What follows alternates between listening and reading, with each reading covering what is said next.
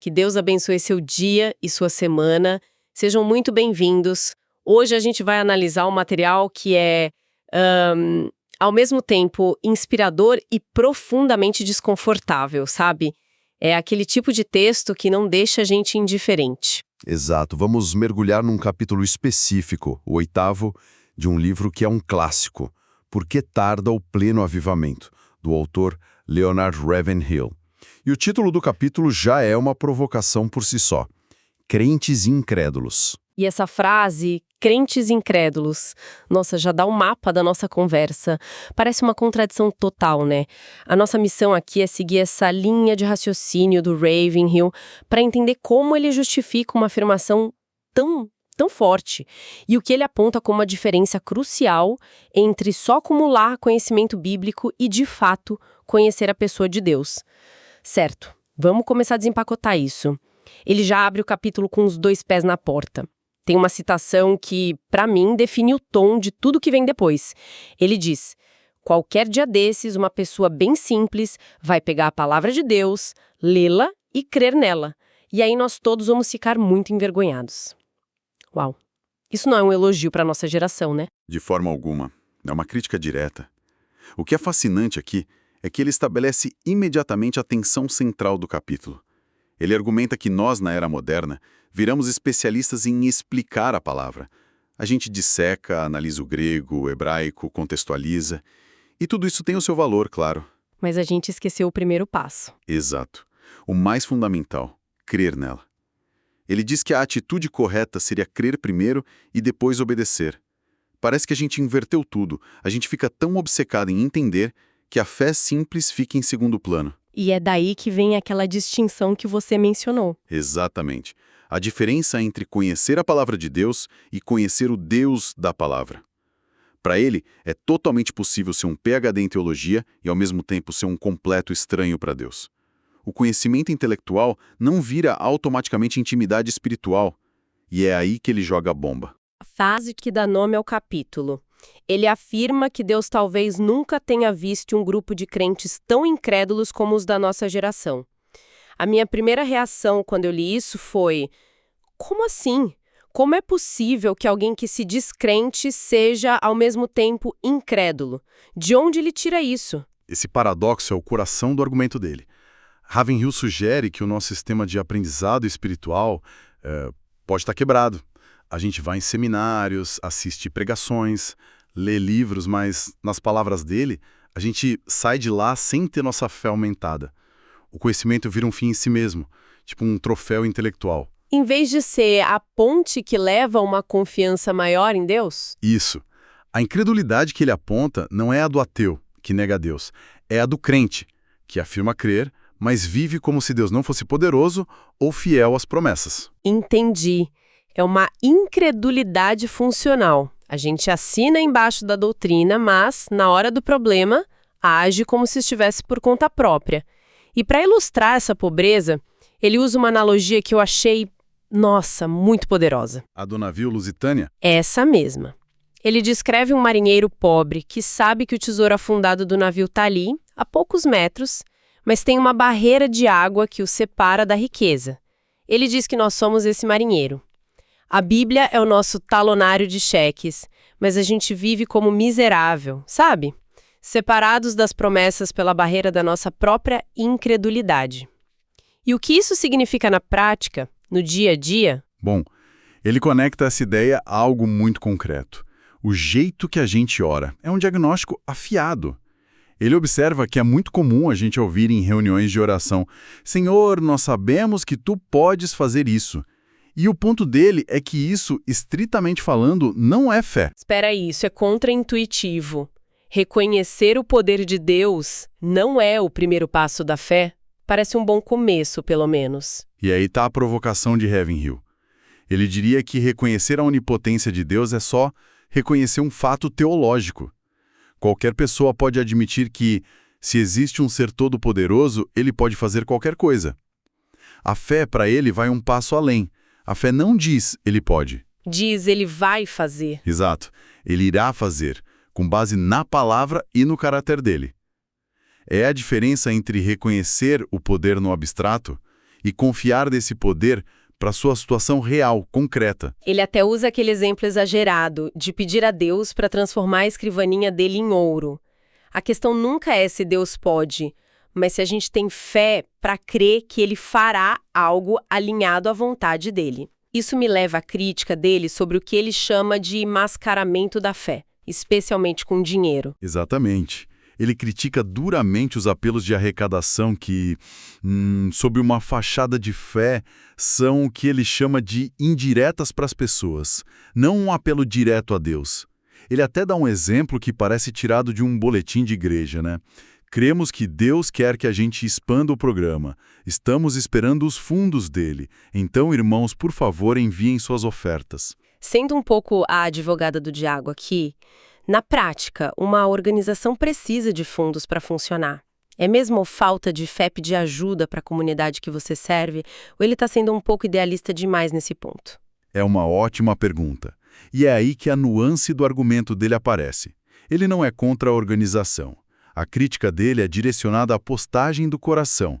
É quando a gente diz, estamos confiando em Deus, mas as nossas ações mostram que, na verdade, a gente está confiando nas nossas técnicas de marketing. Ou na nossa capacidade de convencer as pessoas. Isso. A fé genuína no modelo dele seria apresentar a necessidade a Deus e confiar que ele vai mover os corações sem precisar de manipulação. É uma linha tênue, mas para ele é essa linha que separa a confiança total da confiança parcial. Faz sentido. É sobre a fonte primária da nossa confiança. E isso levanta uma questão que fica martelando na cabeça. Quando a gente cita Filipenses 4,19, e o meu Deus há de suprir cada uma de vossas necessidades, a gente realmente acredita nisso de forma visceral ou é só um clichê religioso que a gente repete? E ele é categórico nisso. Deus não abençoa primariamente nossa sabedoria ou nossa personalidade. Deus honra a fé. E a fé honra a Deus. É um ciclo virtuoso que, na visão dele, foi interrompido na nossa geração. Ok. Então, se a nossa oração pode revelar essa incredulidade, Ravenhill vai mais fundo. Ele argumenta que o problema está na forma como a gente entende o próprio conhecimento de Deus. Ele pega aquele ditado popular, hoje em dia o que conta não é o que a gente sabe, mas quem se conhece, e aplica isso no plano espiritual. Se a gente conectar isso ao quadro geral que ele está pintando, a lógica fica clara. Conhecer fatos sobre Deus é uma coisa. Ter um relacionamento, conhecer a pessoa de Deus é outra completamente diferente. É a diferença entre ler a biografia de alguém e ser o melhor amigo dessa pessoa. E o exemplo máximo que ele usa para isso é o apóstolo Paulo. E isso realmente me impactou.